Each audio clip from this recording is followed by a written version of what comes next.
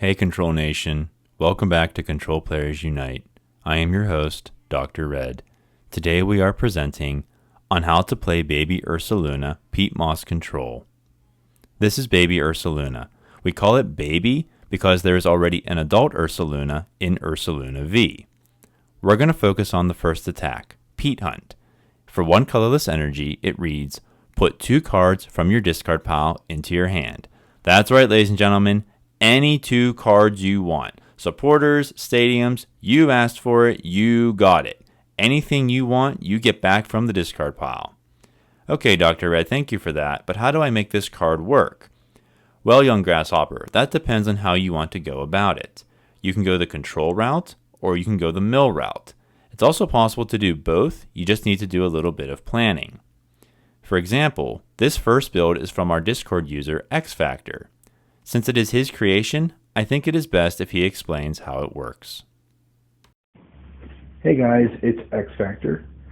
I'm going to give you a brief synopsis on the deck, and then I'm going to tell you a great strategy of how to play.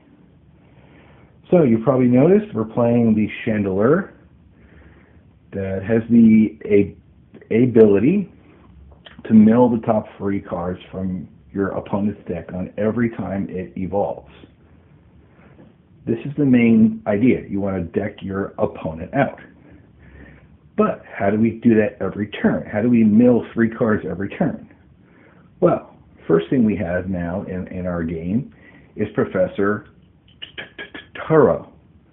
His ability is to take one Pokemon from the field, put it back inside your hand.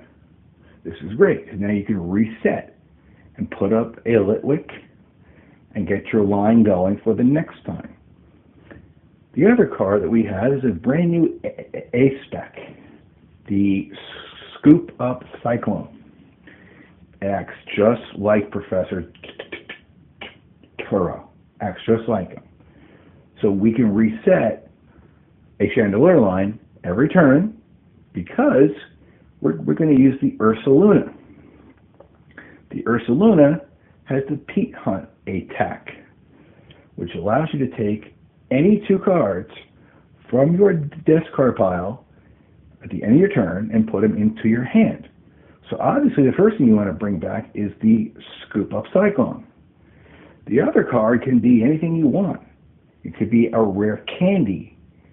Or if you want to be more crazy and fun like how we are, how we like to play, for energy disruption, we also play Crushing Hammers. We also play Handheld Fans. These are great cards to add in this deck to keep the active from attacking us. That's what we want. We want them to keep attacking us. If they do attack us, well then 1 energy from their active goes to somebody on the bench, and we can reset that process and slow them down. This is the general thought behind the whole deck. I hope you can see it and play the best that you can with what I have. Now, what's the main good strategy, especially in the early set, in the early part of the game? The first thing you want to do for sure, you want to go second. You want to try really hard to get 1 Arven out and in play. You want the Arven to get not only the Buddy-Buddy Poffin, you also want to get the technical evolution.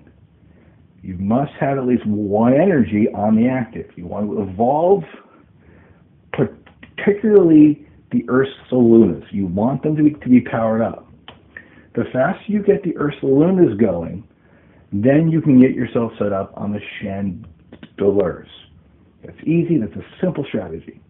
And then the rest of the time, you want to try to get the Ursaluna attack to get that Arven and reset things, get your Crushing Hammers, or get whatever you need to get set up to try to mill them out. So that's it.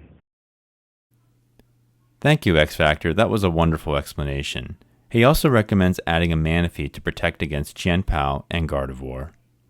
In case you want a second idea of how to play this archetype, This build is Vincent Marcus Monks from Denmark. He placed 137th at EUIC 2024, and his was the only Baby Ursaluna deck in the entire Masters tournament if I'm not mistaken.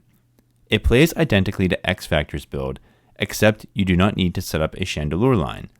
Luxray is there for cheeky KOs, in particular against Pidgeot EX and Lugia V-Star.